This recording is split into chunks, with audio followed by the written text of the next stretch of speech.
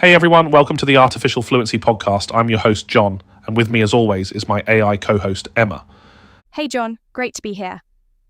I'm excited to dive into today's topic, comparing American football and European football, or what Americans call soccer. Two beloved sports that share the same name but are quite different in many ways. Absolutely, it should be a fascinating discussion. To kick things off, let's start with a quick overview of each sport for any listeners who may not be as familiar. Emma, can you give us the key characteristics of American football? Sure thing. American football is played between two teams of 11 players on a rectangular field with goalposts at each end. The offense, which is the team with control of the oval-shaped football, attempts to advance down the field by running or passing the ball, while the defense aims to stop their advance and take control of the ball. Points are scored primarily by advancing the ball into the opposing team's end zone for a touchdown, or kicking the ball through the opponent's goalposts for a field goal. The team with the most points at the end of a game wins. Some key features of American football: it's a highly physical, full-contact sport with frequent collisions between players. Gameplay is divided into discrete plays, each lasting just a few seconds with breaks in between. Specialized players and formations are used for specific situations, like short yardage or kick returns. The flow of the game relies heavily on strategy, planning, and coordinated execution of plays. Nice summary, Emma. It captures a lot of what makes American football unique: the physicality, specialization of roles, and strategic chess-like pace of the game. Now let's switch gears to European football, or soccer. Can you highlight the main elements of that sport? Definitely. In contrast to American football, European football is played between two teams of 11 players on a rectangular field with a goal at each end. The objective is to score by getting the spherical ball into the opposing goal. Players primarily use their feet to strike or pass the ball, though they can also use any other part of their body except their hands and arms. Only the goalie is permitted to handle the ball, and only in their designated penalty area. Key characteristics of European football include continuous gameplay with few stoppages, leading to a more fluid, free-flowing pace. Minimal protective gear is used, making it less overtly physical than American football. Every player, except the goalie, plays both offense and defense and follows the flow of play.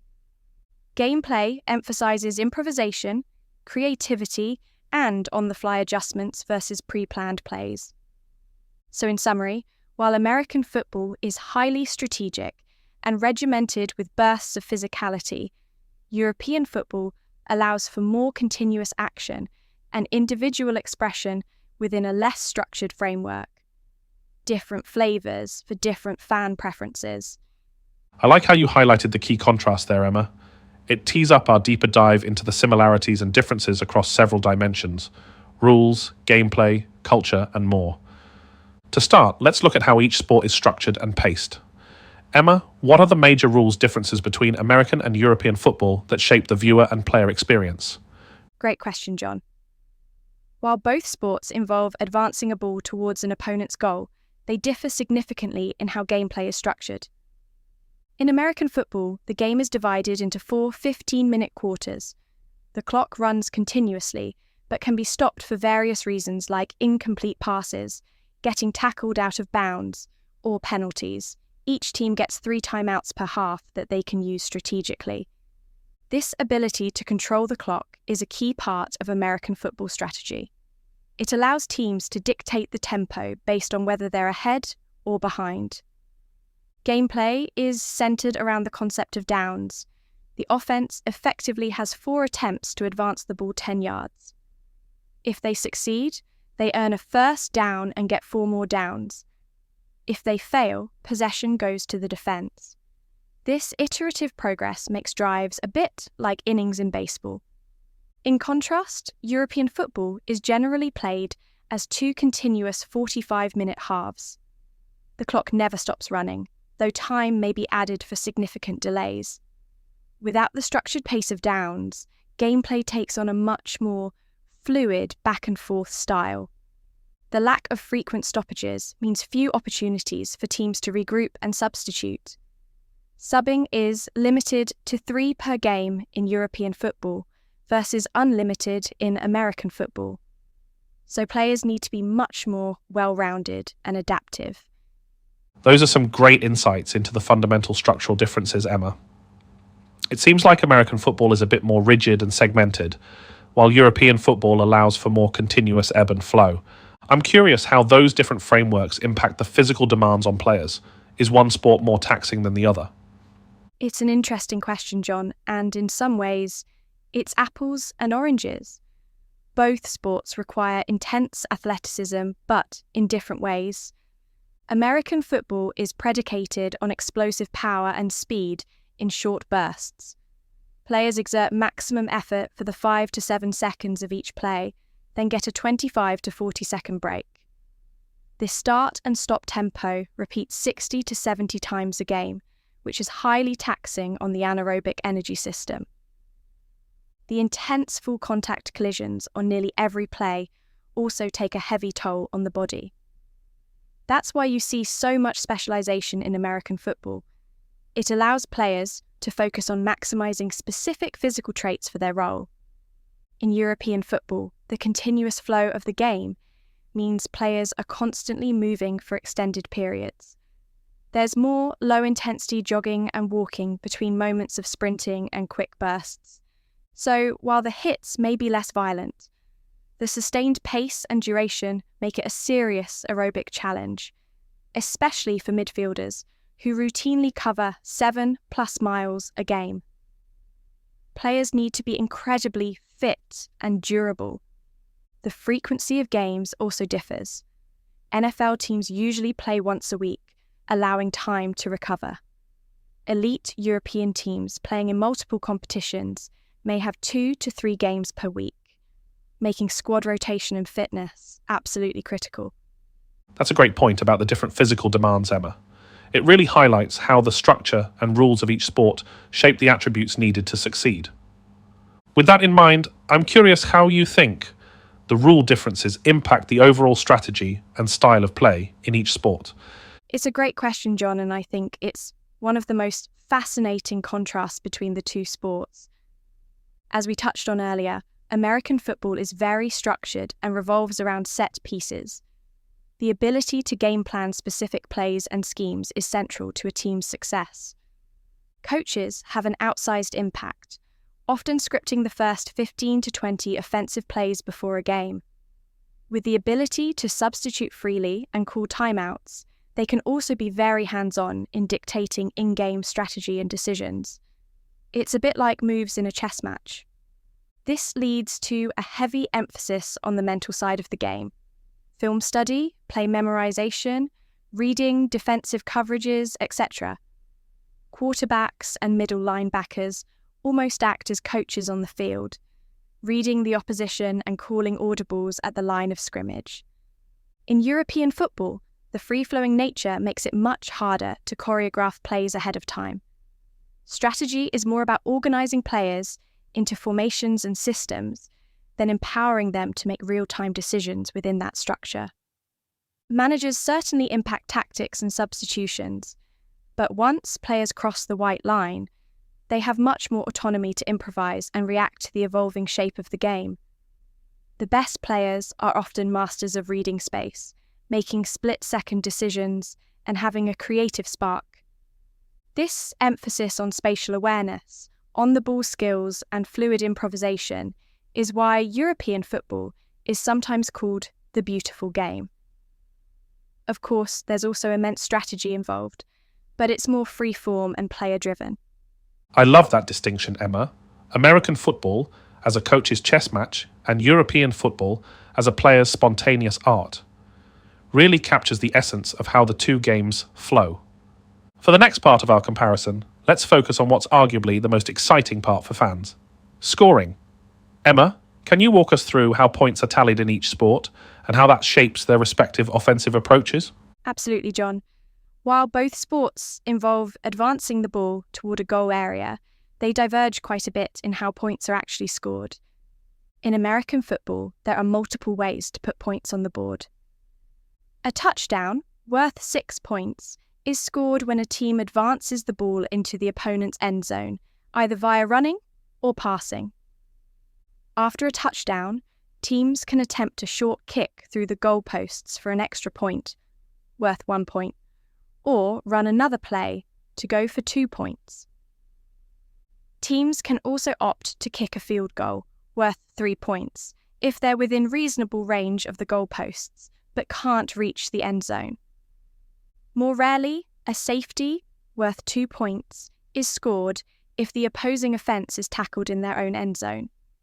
This diversity of scoring options adds a lot of strategic wrinkles. Teams often have to weigh the risk-reward of being aggressive in pursuit of touchdowns versus taking the conservative route of kicking for points. Late-game scenarios in particular get fascinating. In contrast, scoring in European football is more straightforward. Goals are the only way to score, with each one worth 1 point. To score a goal, the ball must completely cross the goal line between the goalposts.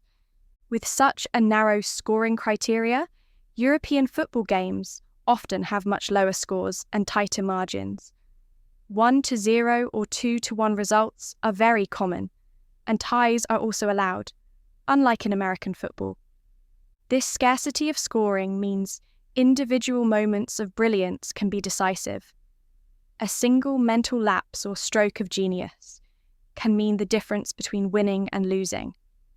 Capitalizing on limited chances is crucial. Strategically, this leads to a diversity of approaches. Some teams choose to park the bus with an all-out defensive mindset to limit opponents' opportunities. Others focus on maintaining possession to control the game and create more chances. Counter-attacking styles look to lure opponents forward, then strike quickly in transition. But with goals so hard to come by, all teams have to be clinical in converting the shots they do generate. Misses often loom large in the final analysis. Great breakdown, Emma. It's fascinating how something as seemingly simple as the scoring system has such a profound impact on the tactics and tone of each sport. I want to shift our focus a bit now to the human side of these games. At the professional level, both American and European football have massive, passionate fan bases. But I'm curious how you see the fan cultures differing between the two. It's a great question, John. While both sports inspire intense devotion, the nature of that passion manifests a bit differently. In the US, American football fandom is heavily tied to local identity and ritual. People grow up rooting for teams that represent their hometowns or alma maters. There's a strong sense of civic pride.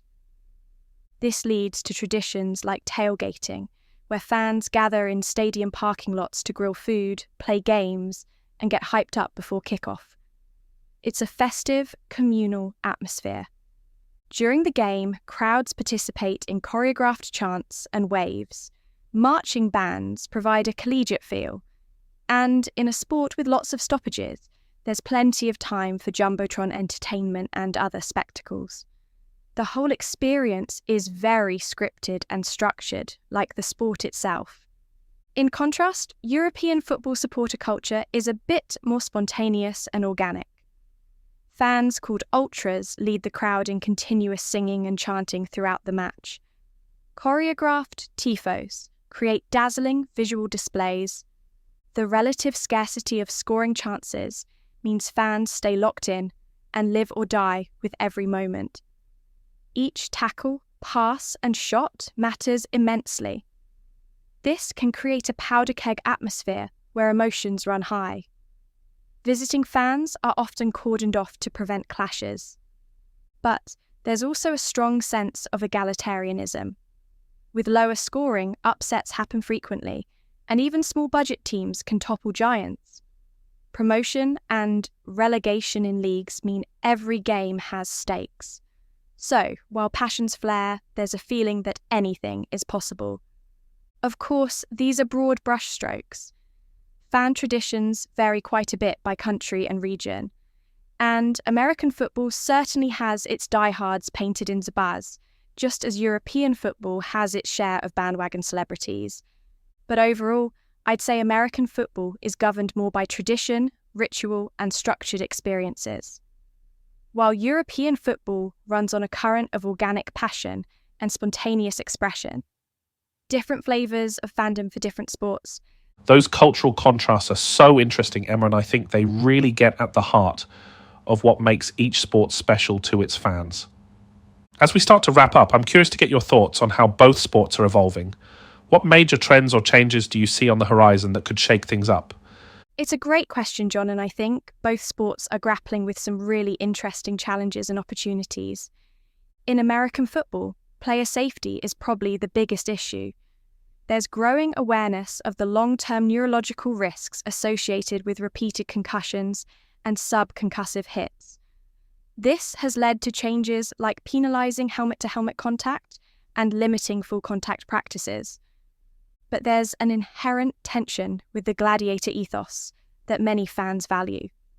It remains to be seen how much the fundamental nature of the sport could change in response to health concerns.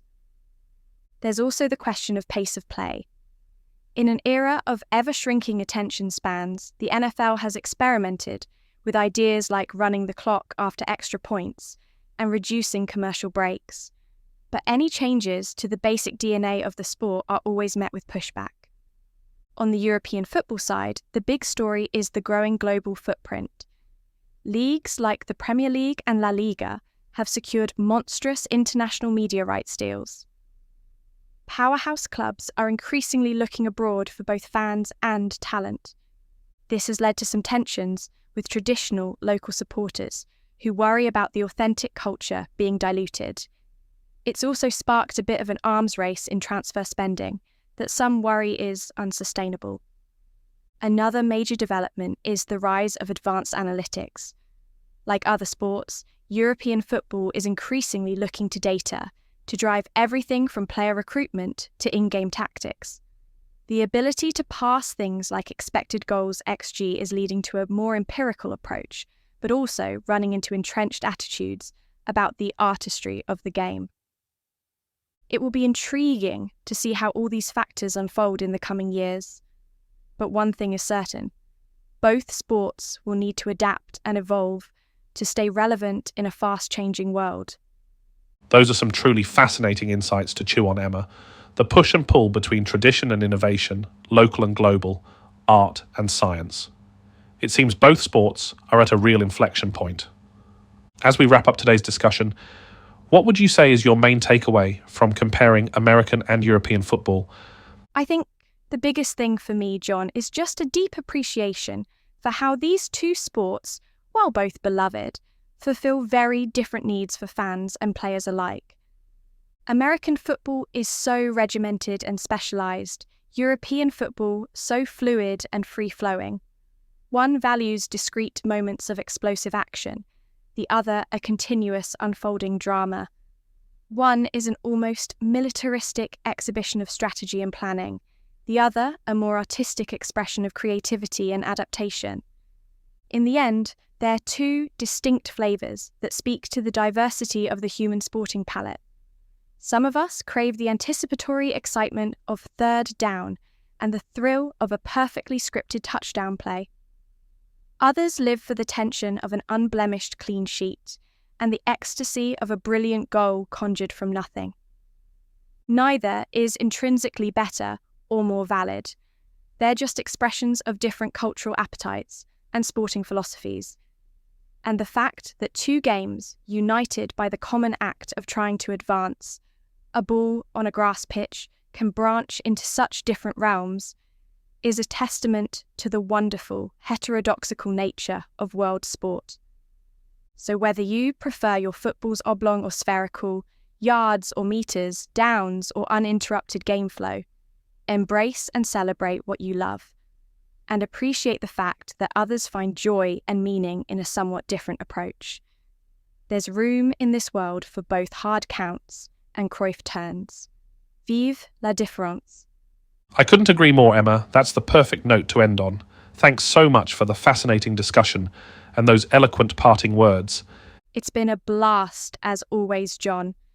I look forward to more fun chats comparing the wide world of sports. And thanks to all of you for tuning in. We'll be back with more deep dives and hot takes next week. Until then, keep the intellectual curiosity flowing.